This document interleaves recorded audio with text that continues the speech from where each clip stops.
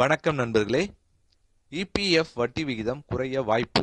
ஊதிய உச்சவரம்பு ரூபாய் 25,000 உயர்த்தப்படலாம். இபிஎஃப்ஓ குட் நியூஸ் பற்றி இந்த தகவலில் பார்க்கலாம். அதுக்கு முன்னாடி நம்ம சேனலை இது வரைக்கும் சப்ஸ்கிரைப் பண்ணலன்னா சப்ஸ்கிரைப் பண்ணிக்கோங்க. அப்படியே பக்கத்தில் உள்ள பெல் பட்டனை மறக்காம பிரஸ் பண்ணிக்கோங்க.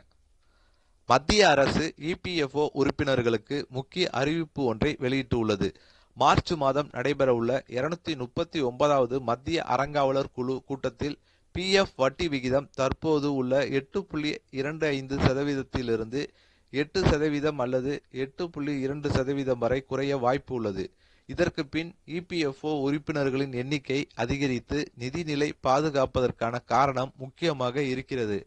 ஆனால் வரவிருக்கும் மாநில சட்டமன்ற தேர்தல்கள் காரணமாக வட்டி விகிதம் தற்போதைய 8.25% தொடர வாய்ப்பும் உள்ளது.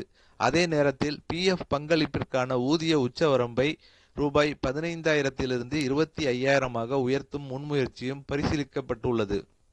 இந்த மாற்றங்கள் ஊழியர்களின் ஓய்வுகால சேமிப்பையும் ஓய்வூதியத்தையும் பெரிதும் உயர்த்தும். ஆனால் கையில் உள்ள மாத சம்பளம் சிறிது குறைய வாய்ப்பும் உள்ளது. பிப்ரவரி கடைசி வாரத்தில் எஃப்ஐஏசி கூட்டத்தின் பரிந்துரைகள் பின்பற்றி மார்ச் மாத இபிஎஃப்ஓ கூட்டத்தின் இறுதி முடிவு அறிவிக்கப்படும் என தெரிவிக்கப்பட்டிருக்கு.